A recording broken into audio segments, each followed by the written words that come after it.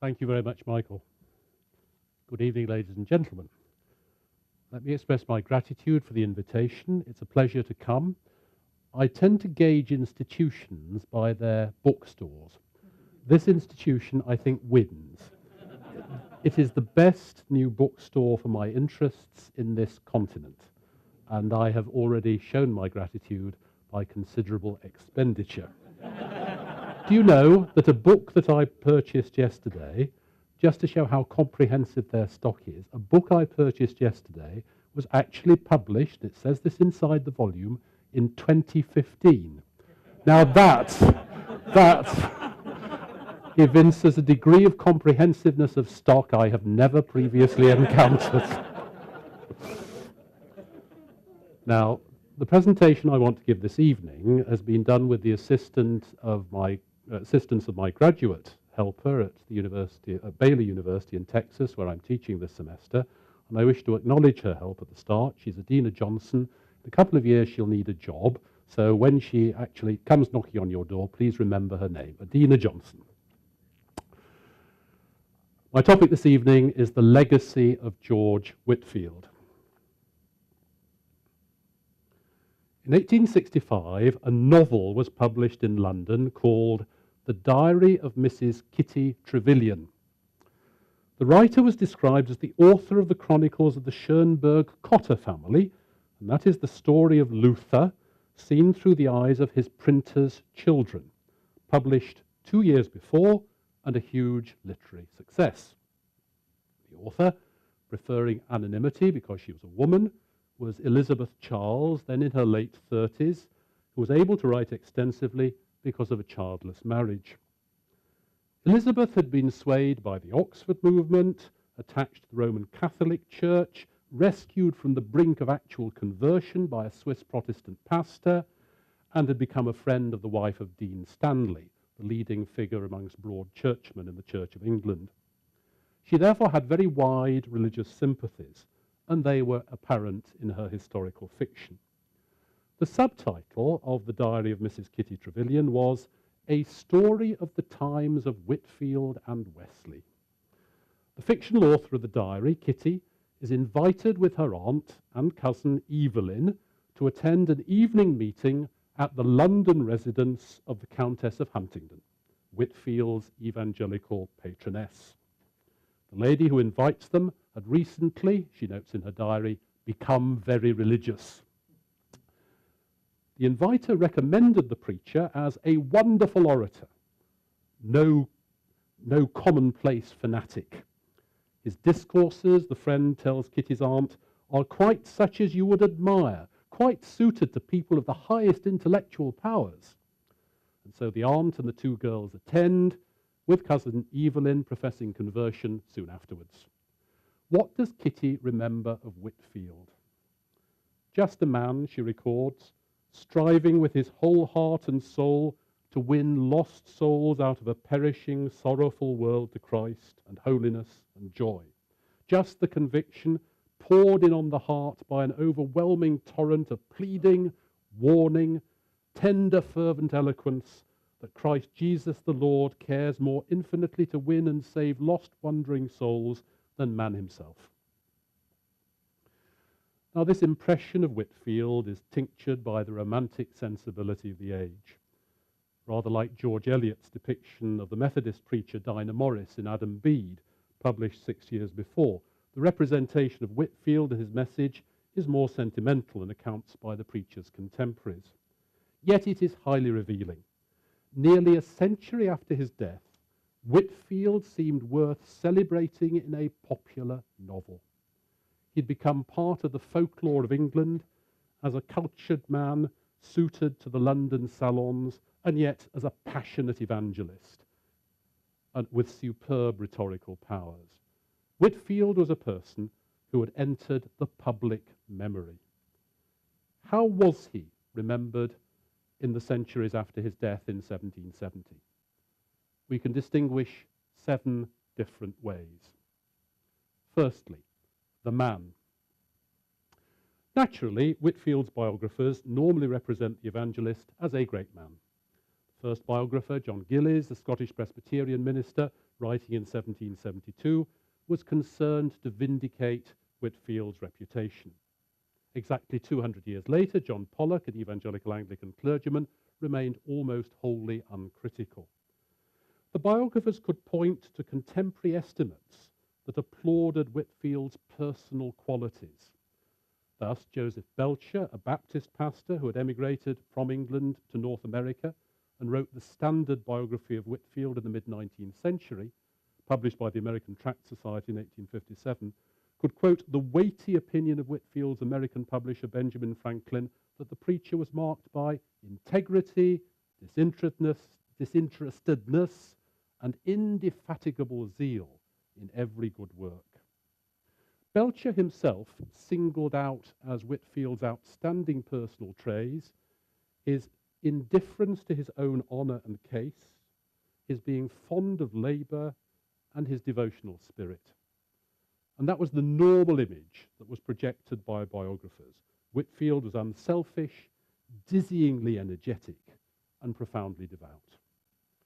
Even Wesleyan Methodist writers about Whitefield, who might have been expected to have a doctrinal axe to grind against the Calvinist opponent of the Arminian John Wesley, bore testimony to such qualities. Thus, Luke Tyerman, a Wesleyan minister writing a 2-volume biography in 1876, while announcing that as an Arminian he differed from Whitefield, acknowledged the spiritual eminence of his subject. Whitefield's power, Tyerman claimed, was not in his talents, nor even in his oratory, but in his piety.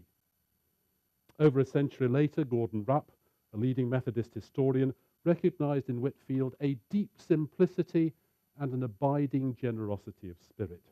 So Whitefield was much celebrated for his personal qualities. Yet, the preacher's characteristics as a man were also subject to severe criticism. During Whitefield's lifetime, he was the object of scurrilous satire. In 1746, for example, he was represented as Dr. Preachfield, a hypocrite guilty of adultery, in a stage play by Charles Macklin, A Will or No Will.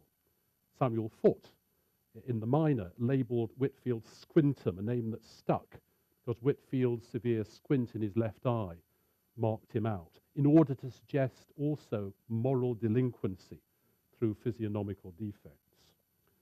Whitefield's own circle included a few who acknowledged personal failings.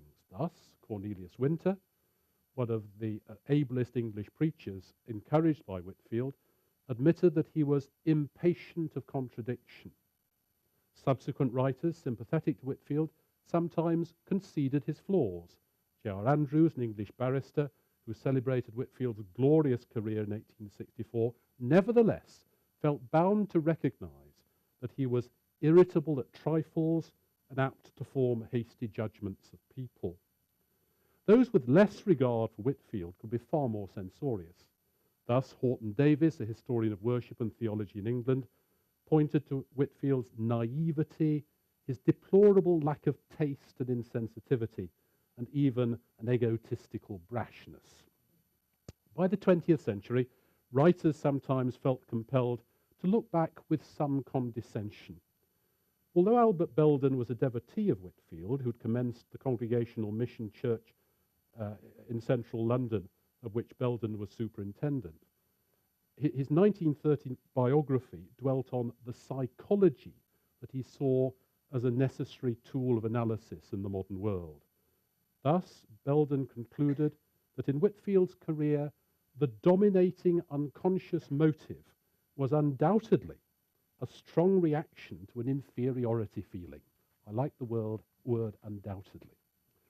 The charge was also mounted in the 20th century that Whitefield was guilty of anti-intellectualism. Sidney Mead, amongst the most distinguished of American church historians, wrote in 1977 that Whitefield's revival style could hardly be dignified as an appeal to constructive reason. Whitefield was condemned as a representative of the whole revival tradition, and yet dismissive comment was also added of the man himself. He was culpably separating religion from intellect. Many criticisms are summarised in the current article in the Oxford Dictionary of National Biography by Boyd Schlengther, a historian very familiar with the sources. Whitfield's treatment of his wife is a special cause of complaint there, but the preacher is also condemned for a variety of failings, including overconfidence and financial mismanagement. So, as Schlengther fairly concludes, there has been an enduring debate over the man, with some, including nearly all his biographers, almost entirely sympathetic and so verging on hagiography, and with others, on the other hand, strongly inclined to depict Whitefield in far less favourable terms. Whitefield was a man who in his day roused strong emotions for and against, and that division of opinion has remained ever since. Secondly, the preacher. The attention of posterity has rightly focused on Whitefield the preacher. Accounts of his brilliance as a public speaker abound in contemporary records, and therefore later judgments dwell also on his preaching legacy. J.P. Gledstone, the congregational minister of Tottenham Court Road Chapel, once Whitefield's own congregation in central London, declared a century after the preacher's death that the influence of his popular oratory could still be traced in Gledstone's own day. Often those who celebrated Whitefield's memory used the metaphor of fire. For John Glanville, Whitefield's successor in the mid-19th century at Bristol Tabernacle, the evangelist's preaching was all fire and flame, shooting out red-hot thunderbolts against the citadels of sin. Likewise, in the mid-20th century, Martin Lloyd-Jones, minister of Westminster Chapel, London, as an eminent pulpiteer of his day, well qualified to judge, spoke of Whitefield's sermons as not as polished essays, but as marked by the zeal, the fire, the passion, the flame of an ardent orator. Lloyd-Jones assessed Whitefield as, beyond any question, the greatest English preacher who has ever lived. Now, Lloyd-Jones, who at times expressed a forceful Welsh nationalism, added a characteristic qualification. His evaluation applied to England only. One of Whitefield's Welsh contemporaries, he added, Daniel Rowland, was his equal. But then Lloyd-Jones was prepared to claim that these two together were probably the greatest preachers since the days of the apostles. No mean claim. Other opinions have been rather less sweeping. The preeminent American church historian of the second quarter of the 20th century, William Warren Sweet, held that Whitefield was simply the greatest preacher of the century. Sidney Alstrom, an American church historian of the next generation, was prepared to go a bit further. He was one of the greatest preachers ever born. Few have doubted Whitefield's commanding powers as a deliverer of sermons. Some later commentators tried to dissect Whitefield's style to discover the secret of his power. One of the most thorough analyses appeared in an anonymous article in the Evangelical magazine in London for 1853. The characteristics singled out may say as much about mid-19th century priorities as the marks of Whitefield's presentations, but they do reveal what was most valued about the evangelist's legacy. First came the prominence given to the leading truths of salvation and the constant exaltation of Christ in them. Here was comment on the content. Whitefield concentrated on the basics of the gospel, pointing out the way to the new birth through dwelling on the work of the Saviour. Secondly, according to the Evangelical magazine article, was the glow of feeling, a melting compassion which revealed his own soul. Whitefield, the writer was observing, showed a passionate empathy with his hearers. He not only proclaimed truths, but feeling them powerfully himself, he was eager to impress them on the hearts of his audiences. Next came the direct address of his ministry. As other commentators noted, Whitefield frequently used the word you. He spoke directly to each individual listening to his words. And last was his habitual dependence on the Spirit of God and his earnest aspiration for the manifestation of his power. Whitefield, that is to say, did not rely merely on techniques of his own invention, but sought the help and the blessing of the Holy Spirit in his ministry. The author was clearly hoping to rouse imitation of Whitefield by preachers in his own day, and there can be no doubt that he was successful. Charles Haddon Spurgeon, the greatest preacher of the 19th century, was learning his art at exactly the time this piece appeared, and may well have read it. In any case, Spurgeon, sometimes called the modern Whitefield, certainly modelled his own pulpit ministry on Whitefield's career. Whitefield exercised a powerful influence over subsequent generations of evangelical preachers. More specifically, certain qualities of Whitefield's preaching style were commonly isolated. James Hamilton, a leading mid-19th century Presbyterian minister in London, remarked that his greatness lay not in his preparation, but in his delivery. Many declared Hamilton have surpassed him as a sermon maker, but none has approached him as a pulpit orator. Accordingly, it was the voice that was frequently emphasized. William Jay, long a congregational minister at Bath, recounted in the mid-19th century that he'd been told by Cornelius Winter, latterly Whitefield's lieutenant, that the evangelist's voice was incomparable because it was distinct, loud, and abounding in inflection. The Swedish historian of preaching, Archbishop Brilioth, writing in the mid-20th century, concluded that a melodic tone of voice and an expressive shading of address were Whitefield's greatest assets. To the voice, it was typically remembered that Whitefield added a full heart. He would pour emotion into his addresses, as commentators including William McLaughlin, a 20th century American historian of revivalism, has pointed out. The bare text of the sermons, according to McLaughlin, might seem banal, but the emotional content transfigured them. And Whitefield was a master of storytelling. He possessed, according to Joseph Belcher, a peculiar talent for making a narration of facts in the pulpit. The tales Whitefield told riveted his audience. So particular features of his manner were remembered as specially telling.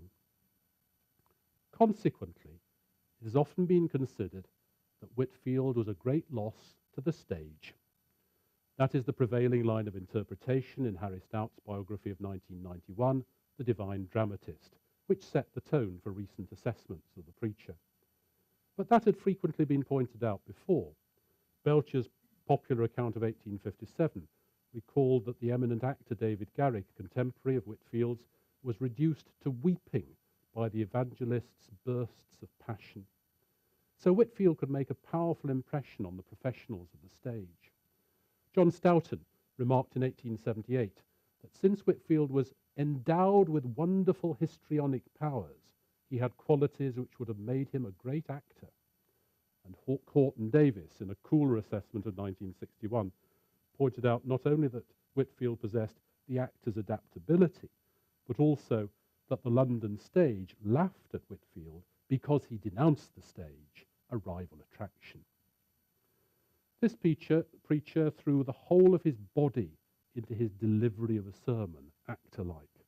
In 1972, Sidney Alstrom reported that on one occasion, a German woman, knowing no English, heard Whitefield preach. She declared that she'd never heard a better sermon. The inference is clear. For the woman, the action of the preacher was decisive, not the content of his words. Whitefield has been remembered as a preacher who might have graced the stage as much as the pulpit. Thirdly, the evangelist. The message that Whitefield brought was consistently the opportunity of new birth. John Angel James, congregational minister in Birmingham, when speaking at a Whitefield commemoration in 1853, took as his text Philippians 3, verse 13, "This one thing I do." He meant to convey that Whitefield was single-minded. The evangelist, according to James, preached a gospel message of redemption and regeneration. Whitefield was remembered for carrying the message around Great Britain and her colonies as an energetic itinerant. Edwin Gaustad, a recent Baptist historian, spoke of the bustling, driving Whitefield as a one-man earthquake. His ministry in the open air was normally celebrated whenever he was discussed. After all, as Lloyd Jones insisted, Whitefield was a pioneer of field preaching. The outcome was reported dramatically. Thus, the visit of Whitefield to Scotland to preach at Cambus Lang, according to W.G. Blaikie, professor of the Free Church of Scotland in 1888, assembled multitudes. The results, Blaikie declared, were like those of the day of Pentecost at Jerusalem. Whitefield, with his powerful voice, could address thousands at a time. Consequently, he's often been assessed as an inaugurator of the tradition of organised revivalism. That is how the sober historian of revivals, W.G. McLaughlin, regarded him. And that is how a more popular chronicler of revivalism, Bernard A. Weisberger, located him in the book of 1957. Whitefield, according to Weisberger, was mass evangelism's true father.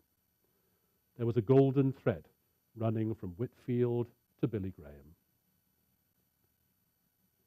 That image led on to another that has exerted a potent influence over present-day assessments of Whitefield. In 1994, Frank Lambert depicted Whitefield as a man who employed all the marketing skills of a rising commercial society. Whitefield was a master of the media, in his case, the press and book publishing. Like Billy Graham, Whitefield took pains to gain good advance publicity. Other historians, however, have wanted to diminish his stature. Apart from those like Sidney Mead, who wanted to dismiss his large-scale events as mere emotional upheavals, there have been others like Sidney Alstrom who have wished to place Whitefield's contribution to the Great Awakening in a broader perspective. Although many were inspired to imitate Whitefield, Alstrom suggested, the chief work of reviving New England was carried forward by regular ministers rather than by itinerants. Those who made this point could draw on a well-established estimate of Whitefield. He was perceived, often by contrast with Wesley, as no organisation man. Whitefield, unlike his contemporaries, left no denomination behind him in England or the colonies. His Calvinistic Methodist network dissolved through his neglect. Belcher put the point epigrammatically in 1857. Whitefield was soul, Wesley was system.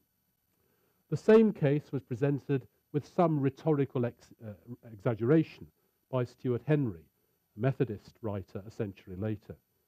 It was the characteristic of the free soul Whitefield that he had no commerce with organised religion and religious organisations as such. As a travelling evangelist, Whitefield was not to be tied down to mere bureaucracy. In the eyes of many, that was a defect rather than as a strength. Yet, Whitefield, it was widely acknowledged, had made huge and enduring impacts by his evangelism. In Wales, the Calvinistic Methodist network did survive, though far more through the efforts of Whitefield's Welsh colleagues, led by Howell Harris, than through his own. Lloyd Jones claimed Whitefield as the first moderator of the Welsh Calvinistic Methodist Church, though with some anachronism, since that body did not organise separately from the Church of England until 1811. But in the 19th century, that body rose to become the largest nonconformist denomination in Wales. In England, Congregationalism benefited greatly from Whitefield's gospel preaching. In Gloucestershire, Whitefield's native county in particular, a series of congregations owing their origins to the evangelist, with Rodborough Tabernacle as their fulcrum, were served by dedicated lay preachers long into the 19th century. Elsewhere, strong individual congregations, often called tabernacles, gradually turned into congregational churches.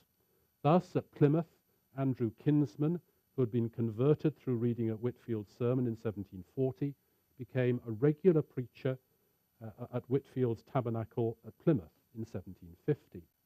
After Kinsman's death, it became an ordinary but vigorous congregational church. The Baptists of England benefited from individuals rather than whole congregations. Between 1760 and 1820, the particular Baptist churches of London drew a majority of their ministers from outside the Baptist ranks, and a high proportion of them were Whitefieldites. The highly influential Baptist minister at Cambridge, Robert Robinson, for example, had been converted under Whitefield. The evangelical movement in the Church of England owed Whitefield a great debt. Whitefield, himself an Anglican clergyman, was a model for many later men, even if they normally preferred to serve in a particular parish rather than itinerating. And Rowland Hill, Whitefield's chief nominally Anglican disciple in the next generation, maintained his travelling methods down to his death in 1833. And the American colonies perhaps benefited most from Whitefield's ministry. Many converted under his preaching, stayed in their home congregations, whether Congregational, Presbyterian, or Anglican. But others, seeking committed gospel ministers and converted church members, left New England Congregationalism to form separate congregational churches, and many of them evolved into Baptist churches. Two particularly significant figures who'd been awakened under Whitefield followed that path, Shubal Stearns and Daniel Marshall. They moved from New England to Sandy Creek, North Carolina in 1755, forming a Baptist church and soon an association. From its vigorous growth, a Whitefieldite development led on to the creation of the whole Baptist movement in the South. The roots of Southern Baptists in revivalism, Whitefieldite revivalism, are evidenced by the altar calls which still mark their services at all types of Southern Baptist churches to this day. Ultimately, that practice is testimony to the legacy of George Whitefield. Fourthly, the Calvinist. It was hard to remember Whitefield without encountering his Calvinism. The teaching of the Genevan Reformer not only coloured Whitefield's preaching, but also led him to a fierce exchange with the Arminian John Wesley. Denominations with the Reformed inheritance long approved this aspect of the evangelist. In the mid-19th century, the Baptist Joseph Belcher still asserted in America that the secret of Whitefield's power lay in his theology, though he stressed not its Calvinistic nature, but its perfect simplicity and universal application. Alexander Thompson, in paying tribute to John Calvin on behalf of the Congregational Union of England and Wales on the tercentenary of the Reformer's death in 1864, listed Whitefield as one of those influenced for good by Calvin. And Charles Hodge of Princeton Seminary, a keen exponent of Reformed teaching, claimed that the success of the Great Awakening that Whitefield led was the result of its Calvinistic doctrine. But Calvinism started to fall into decay from the mid-19th century onwards. The evangelist Dwight L. Moody was typical of the late 19th century in trying to preach in a way which was acceptable to Calvinists and Methodists alike. His successor, Billy Sunday, still favoured Whitefield, but not because he was a Calvinist. Sunday once urged going back to old-time truths, the truths preached by Finney, Wesley, Whitefield, the Puritans, and Martin Luther, a mixture of Calvinists and anti-Calvinists. If Whitefield was valued in the later 19th and early 20th centuries, it was usually not because he was a Calvinist. The resulting ambiguities in attitudes towards Whitefield are evident in the biography of the evangelist published by J.P. Gladstone, superintendent of Whitefield's Tottenham Court Road Chapel in London in 1871. Admiration for the man who, with his brethren, reanimated the dying religion of the whole British people breathes through Gladstone's pages. But the author is embarrassed by Whitefield's Calvinism. Gladstone puts in a good word for the evangelist's theological convictions. His Calvinism was not, as it never is in the purest hearts, a cold system of divinity. Instead, according to Gladstone, it embodied the truth that man must in no sense be a saviour of himself. Yet Gladstone regrets that Whitefield ever launched into any system. In particular, he laments that the evangelist held the dark and terrible doctrine of reprobation, but counters by claiming that Whitefield lacked all bigotry and believed in the infinite love of God more firmly than in anything else. Something of why Gladstone took this line is apparent from various other remarks he makes. He believed in the motif of spontaneous growth in the spiritual life, if not inhibited by stunted forms, and he eagerly insisted that Whitefield had a love for scenery, so that he was not a dull soul without delight in nature. Here was an interpretation of Whitefield that drew on the romantic cultural categories of growth and nature. Whitefield was fitted into a preconceived notion of what any sensitive soul must feel. Hence, the firmer doctrinal affirmations of the Reformed faith were treated as unwelcome incidentals in Whitefield's story. The tendency was taken further in the 20th century. Distaste for Calvinism actually marginalised Whitefield altogether. In the long popular History of the Christian Church, published in 1918 by Williston Walker, Congregationalist who taught at Yale from 1901 onwards, Whitefield is treated as an outlier in an account of the Wesleys and Methodism. Only 5 sentences are recorded in a very long book to Whitefield's career in America. In the biographies of Whitefield of this period, Calvinism is deprecated. Thus, in Belden's English biography of 1930, Whitefield is described as caught in Calvin's obsession with the element of necessity in life. And in the American biography by the Methodist Stuart Henry in 1957, there's an elaborate attempt to exculpate Whitefield from the crime of Calvinism. Whitefield, it is conceded, upheld the Calvinistic creed, but his vigorous faith could not be confined by it, and so he preached that man could help to save himself. He professed Calvinism, went on Stuart Henry, lived by an Arminian faith, and preached them both. Thus Whitefield was remoulded to fit the presuppositions of the age. Yet, Whitefield was to contribute to the Reformed resurgence that marked the later years of the 20th century. An early expression was in the circle of Genevan theologians who tried to arouse English Congregationalism to a sense of its Reformed inheritance from the 1930s onwards. B.L. Manning, one of their number, who was a fellow in medieval history at Jesus College, Cambridge, wrote in 1939 that behind all living Calvinism is the evangelical experience of the saved soul, and instanced, intriguingly, Augustine, medieval theologian Bradwardine, Calvin, and Whitefield. More influential in reviving Calvinism was the movement associated with the Banner of Truth magazine, launched in England in 1955. The logo chosen for the magazine, and the large number of Puritan reprints that soon started to appear, was a statue of George Whitefield, the one on your logo for this conference. The evangelist loomed large in the propaganda of the movement.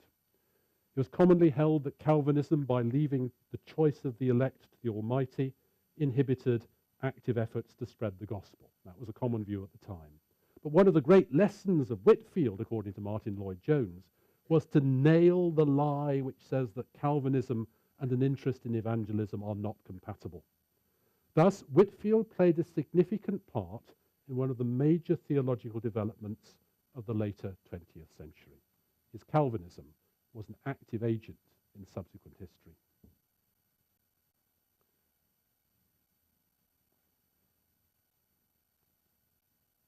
Fifthly, the cooperator. Whitefield believed in cooperation between Christians who'd experienced the new birth. He was willing to preach for all groups who shared that faith, whatever their denominational affiliation.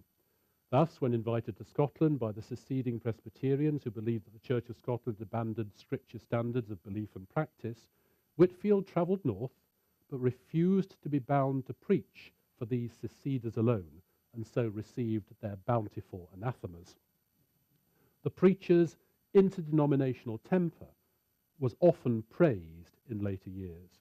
Gladstone, writing in 1871, dedicated his biography to the memory of an evangelist who was not only self-sacrificing, but also Catholic, because he believed in Christian cooperation. Whitefield was, according to Gladstone, a brother of all who in every place and under any denomination call upon the name of the Lord Jesus Christ. By the second edition of his biography, 30 years later in 1901, Gladstone went further. It was a period when the free churches of England and Wales were coming together in joint councils to pursue common work. Noting that Whitefield was ahead of his times in declaring that no form of church government excludes all other forms, Gladstone exclaimed, "Is that not the ideal of Christian fellowship toward which all churches are moving?" Likewise, in America, Williston Walker commented in 1918 that Whitefield held views more typical of the early 20th century than of the 18th century. Whitefield was a man absolutely without denominational feeling, in an age when such feelings were intense. Whitefield was presented as a pioneer ecumenist. Others interpreted Whitefield's spirit of cooperation rather differently. Whitefield, they recognised, was unwilling to hold out the hand of fellowship to all. On the contrary, he denounced, especially in his early years, the clergy who did not preach a soul-saving gospel. His condemnations were severe and sometimes, as he later admitted, unfounded. This censorious disposition was often made a leading ground of criticism by those unsympathetic to Whitefield in later years. But the insistence on placing boundaries around the groups with whom cooperation was possible found favour elsewhere. In the 1960s, Martin Lloyd-Jones, the architect of the Calvinistic resurgence in Britain, was prepared to end relations with others if they would not join him in an exclusively evangelical fellowship. He disliked the ecumenical trends of his day because of the associated doctrinal laxity. He urged all his fellow believers to leave their existing denominations in order to form a purely evangelical body. Accordingly, his interpretation of Whitefield's cooperative spirit differed from that of those who discerned a proto-ecumenist. One of the lessons of Whitefield, according to Lloyd-Jones, was the need for orthodox faith. Accordingly, the evangelist was admirable because, like Calvin, he urged unity among evangelicals alone. Whitefield, paradoxically, was presented by Lloyd-Jones as an anti-ecumenical figure because of the limits on cooperation.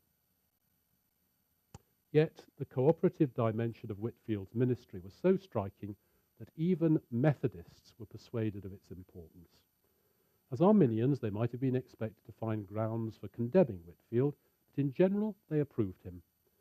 It is true that Henry C. Sheldon, a Methodist professor at Boston University writing in 1894, when recounting the estrangement between Whitefield and Wesley over Calvinism, took the side of Wesley, insisting that he could not have done otherwise in the dispute.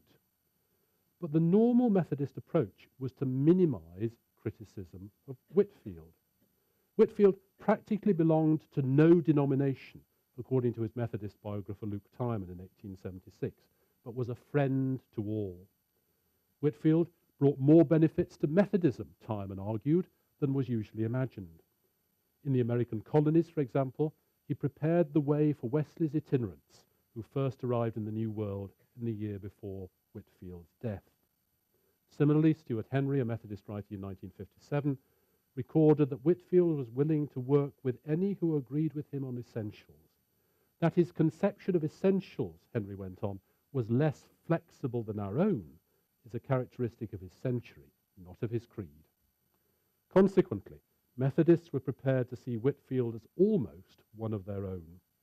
In the Revivalist magazine, issued from Louth in Lincolnshire in England in the 1850s, Whitefield's ministry was several times held up for total admiration. And the New England Methodist Conference chose to hold its 1851 session in the building over the very crypt which held Whitefield's bones, symbolizing its appropriation of the spirit of the evangelist by venerating his body. Doctrinal disagreement did not prevent Methodists from recognizing Whitefield's eminence as a preacher of the gospel. His cooperative spirit won over potential critics over the centuries. Sixthly, the American. America figures large in Whitefield's posthumous reputation. His 7 tours through the colonies meant that he was closely identified with the New World. David Kerry Jones has emphasized Whitefield's international role through his correspondence as well. Historians have highlighted aspects of his American ministry. Thus, William Warren Sweet, in A General History of Religion in America, allocated as many as 4 pages to to Whitfield's scheme for an orphanage in Georgia alone. Whitefield became entangled in slavery, as is well known, defending the institution and becoming a slaveholder himself. And here was a facet of Whitefield's role in America that has attracted censure, especially from more recent historians such as Gordon Rupp and Stephen J. Stein. But both orphanage and slavery rooted Whitefield in American soil. The evangelist's Americanness could sometimes be turned to surprising ends.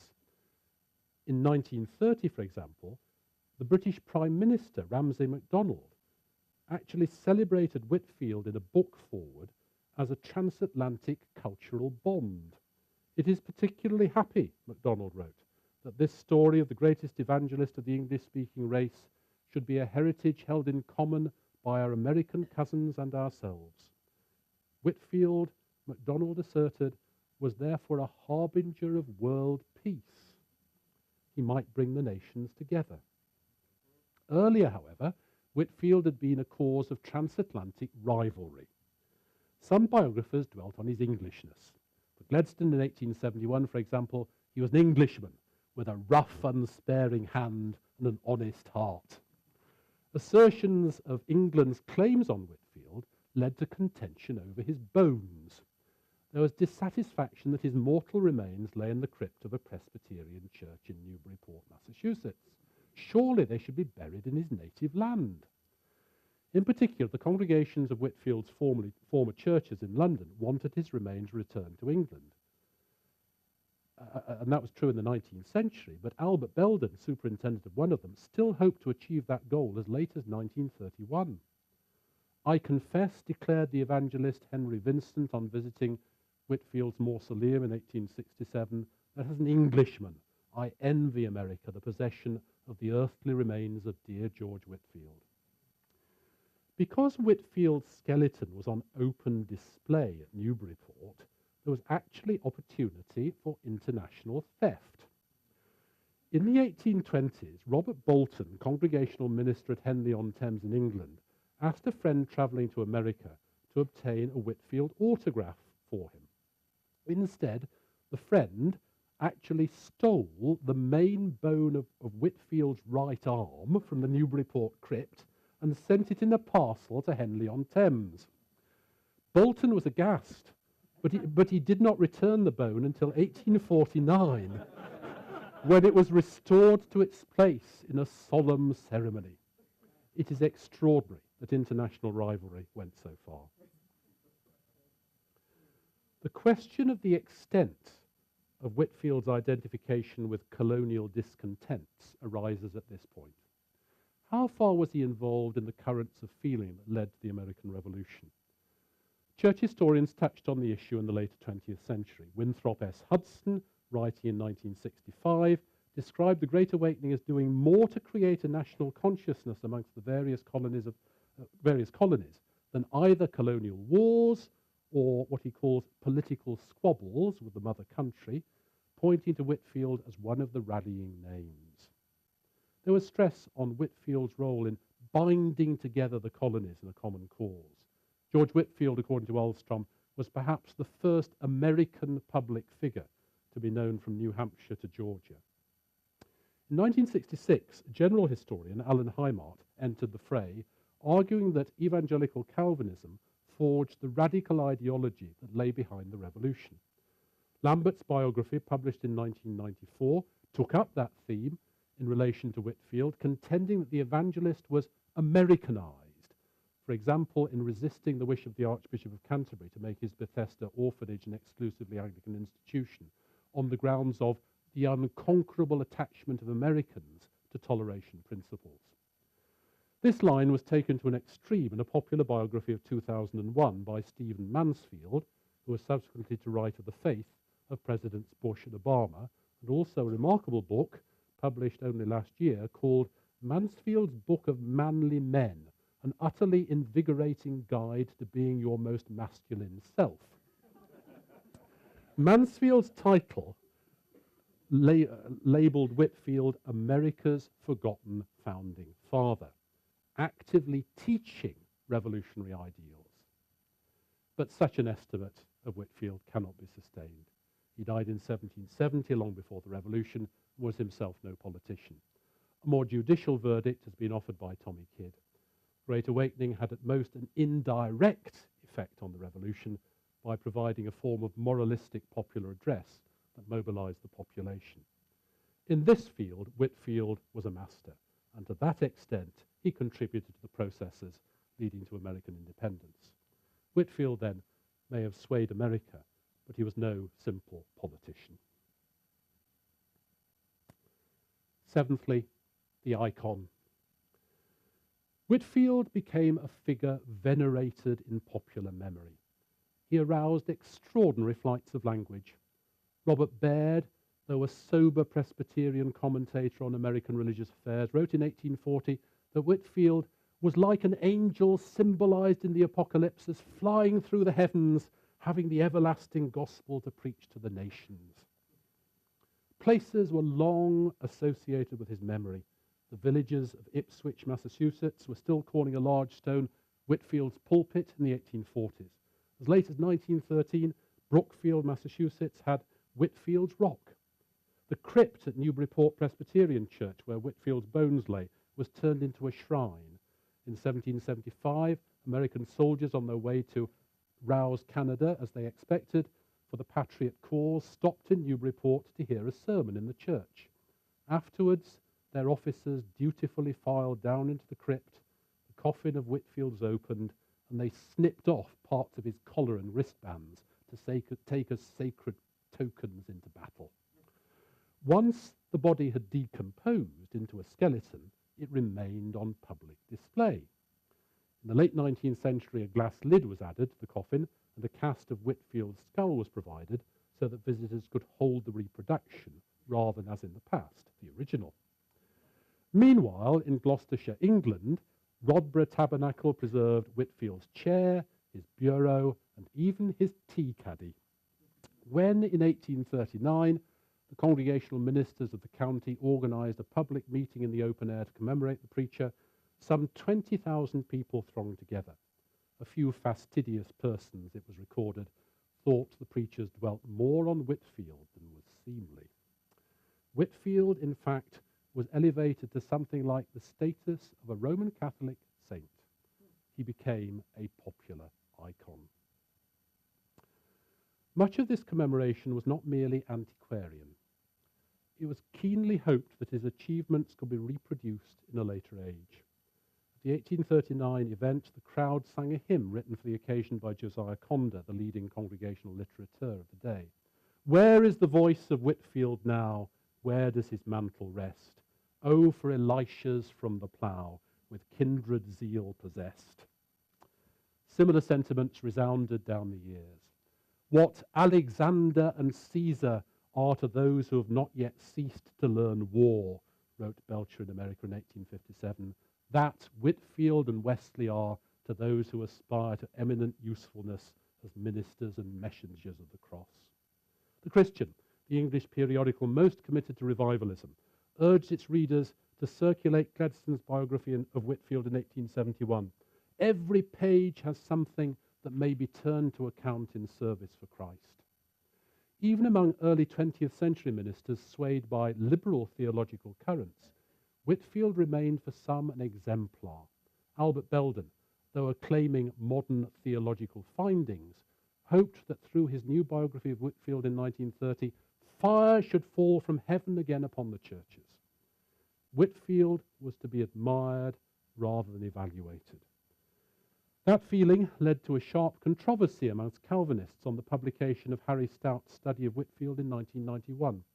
Stout, himself an upholder of Reformed theology, but professor of American Christianity at Yale Divinity School, was assailed by the editor of the Banner of Truth, Ian Murray, for daring to criticize Whitefield. Stout defended himself robustly. Critical evaluation, he claimed, was legitimate. But that episode illustrates that to many, Whitefield was above criticism. He remained, in some eyes, an icon. Overall, Whitefield then left a multiform legacy. His reputation as a man varied, with detractors as well as eulogists. As a preacher, however, he was remembered as a superb exponent of pulpit style. He was an evangelist whose impact remoulded many Christian traditions. Whitefield's Calvinism was sometimes an embarrassment to subsequent writers, but he helped inspire the Reformed resurgence of the later 20th century. His cooperative spirit was favourably received by posterity, but it interpreted in contrasting ways according to the different opinions of his assessors. Whitefield's American credentials have been contested, and his influence over the Revolution exaggerated. But he became a popular icon, venerated in many circles. Here was a diverse character whose various aspects could be emphasized from time to time according to the preferences of commentators. One thing was certain. As Elizabeth Charles' character says in her novel, The Diary of Mrs. Kitty Trevelyan, Whitefield was no commonplace fanatic. Thank you very much.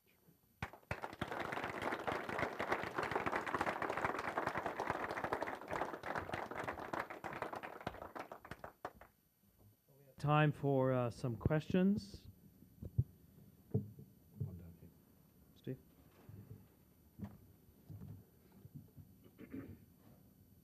I've missed a lot of sessions, and this may be common knowledge, I'm not sure. I wanted to know, when he prepared, though you mentioned that he didn't do as much, he wasn't known as much for his preparation as it was his oration. Did he cite different pastors, or did he often cite different pastors and theologians of his time, and who would he reference, or who would he mention, and who would he attribute his understanding of theology in the Bible to? Just Calvin, or are there other people that he would, I guess, get his source from? In polemical contributions to debate, he would readily acknowledge his legacy to the whole Calvinist tradition. But in preaching, which you rightly focus on as being his central achievement and the thing for which he was celebrated, he didn't quote theologians. He quoted a higher authority than that. He quoted the Bible and often appealed to the Holy Spirit himself as the author of Scripture. And I think he did that quite deliberately, because he wanted to show that his message was the very message from God, challenging people to the new birth. And that was remembered. That was remembered down the centuries.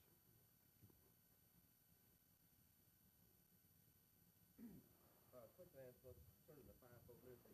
Do you think that is the work of an evangelist, mainly with the concerning, like you mentioned, D.L. Moody, along with Billy Graham? Billy Graham refused to even come to Paducah, Kentucky, where I was at, because the Church of Christ would not send a member to meet him at the airport. And so do you think that is the work of an evangelist, to bring everybody on board? D.L. Moody brought some Catholics on there who confessed Jesus Christ, and he brought them all to the same table. Do you think that is the work of that particular office of evangelist, to bring everybody on board, lay your doctrine at the door, leave your ego at the door, and come and do one purpose, that is to witness and save souls? Do you think that is the main job of an evangelist, to do what he did, to bring everybody?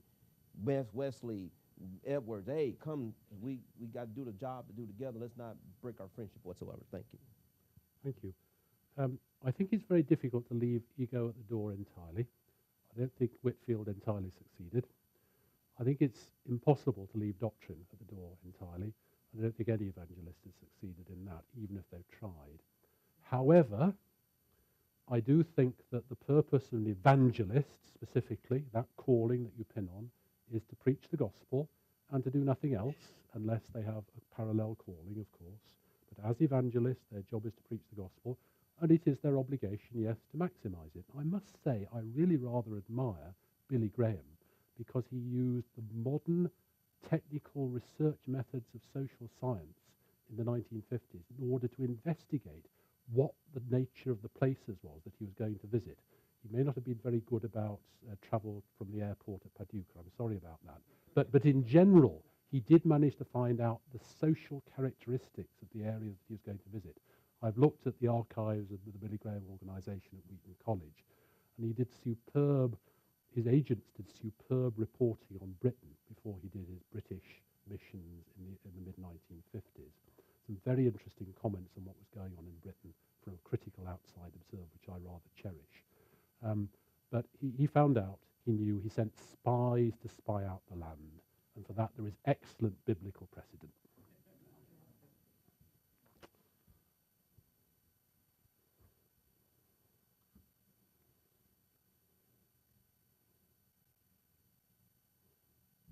Further questions?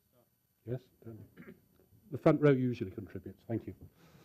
Most people in Britain have never heard of George Whitefield today, so it seems that his memory has died. It is interesting that the Tottenham Court Road Chapel, which did commemorate his memory in the very centre of London as Whitfield's Tabernacle, is now the American International Church. When it was in its former guise, my father-in-law attended it as a young lad in London, and he was very aware of Whitefield in the 1930s. Now one of my former research students is minister of the American Church there, and I don't think he preaches about Whitefield. I'm not sure Whitefield is very prominent in his memory. I perhaps need to have a word with him about that. You're right about the bulk of the United Kingdom. I don't, however, think that that's entirely true of Gloucestershire. I think Gloucestershire is odd.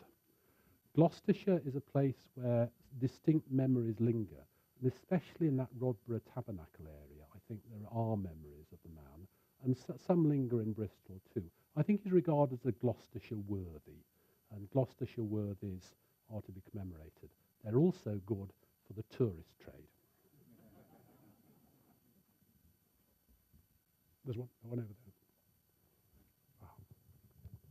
I was just going to ask more about if you had any observations more narrowly on the iconography in terms of the pictures and statues and so on of Whitefield.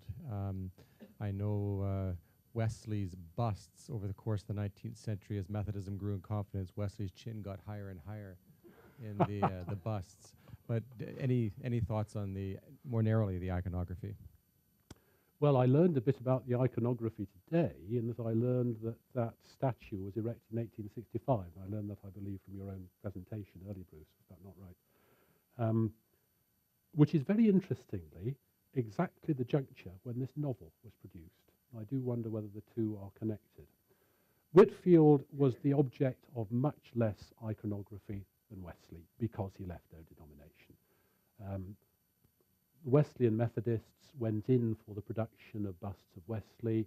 It kept certain pottery works in Stoke-on-Trent very busy throughout the first two-thirds of the 19th century, and actually contributed to the decoration of my front room at home in Stirling.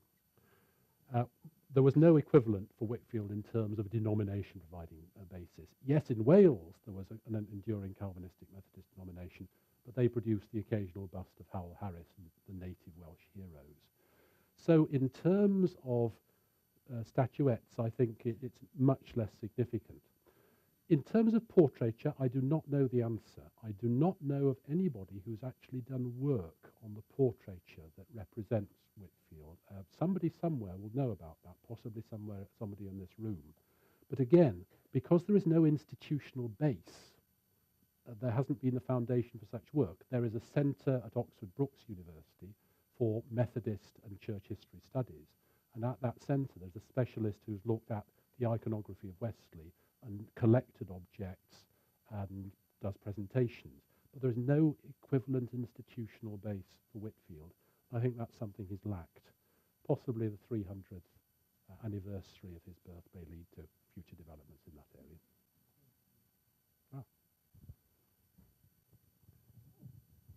Just to add a piece of information about the theft of the forearm, there is also a thumb missing, which is in the archives of Drew University. And if Rob John is still here, he will show you the photograph that he took at Harvard a month ago of one of Whitefield's ribs. Right. I have suggested to him that he talks to the History Channel and they get the body of Whitefield CT scanned or MRI scanned to see if there's anything else missing. if you keep bits of people in your basement and allow free access, this is going to happen.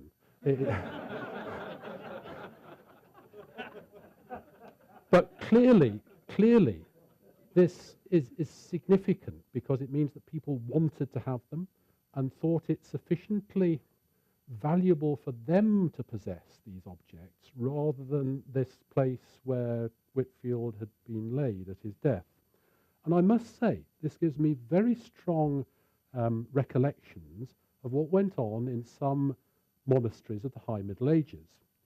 On one occasion, a team was sent out from the monastery at Ely into the further depths of East Anglia to do a raid on another monastery where they had a particular relic that they were very keen to possess.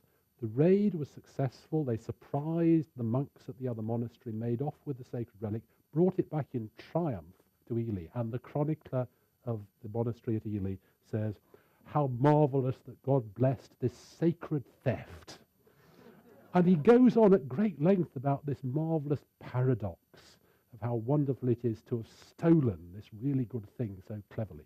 Now, I think when you get into relics, something becomes very odd about human beings. That is true of the monks of Ely. That is also true of the bones of Whitefield.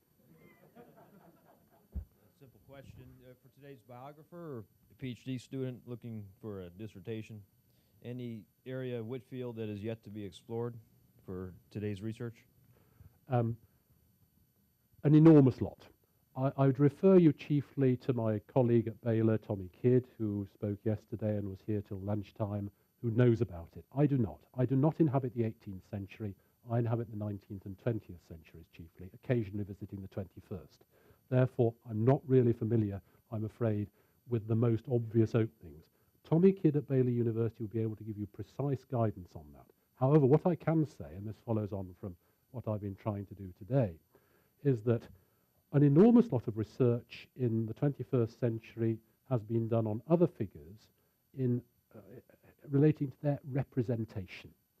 There's a whole course at my university in Scotland about the representation of major figures from the past in art, but also on paper, and also in many other ways, in popular memory and folklore. And I do think that a lot could be done on that, on Whitefield in America, in Britain, and I think that would be a very productive study that would actually be au courant with contemporary historiographical trends. If you want a job out of a PhD, it's always a very good idea to be au fait with current historiographical patterns. To do this, therefore, to look at the representations of Whitefield subsequently, would be a very good way of getting a job with remuneration at the end of it. And if that's your aim, study the 19th and 20th centuries, not the 18th. One last question. Oh. Hi. It's clear that Whitefield, even amongst the giants of preaching and evangelicalism, he stands like a titan, among them. And my question then is, knowing that he has such an impact on Christianity during his time and era, what do you think is his greatest impact or lesson for us in contemporary evangelicalism? Okay. The greatest greatness of Whitefield is as a preacher, not as a preparer, but as a deliverer of sermons. And you need to focus with any individual on what made them greatest. So let's focus on him as a deliverer of sermons. He used all the skills available to an actor. I don't think that made him an actor. I don't think he was an actor, but he used all the skills available to them because he was doing a public performance. He was standing in public, used the inflection of his voice, used gestures, seized his gown from time to time and shook it. He used all the skills that were possible to communicate his message in terms of the backing for that message. Therefore, he maximized the impact, accompanied with prayer and invocation for the help of the Spirit, which he so amply received, of course. The lesson that I think that gives us is that whatever your hand turns to, do it to the utmost of your power. If you have histrionic skills, develop them. If you're really good, not at histrionic skills, but being a Christian sportsman on the baseball or football ground, then be a Christian sportsman to the utmost of your skills. if you're a preacher, do what Whitefield did, develop your particular skills to the utmost of your power. That's what Whitefield is. That, I think, is his chief lesson.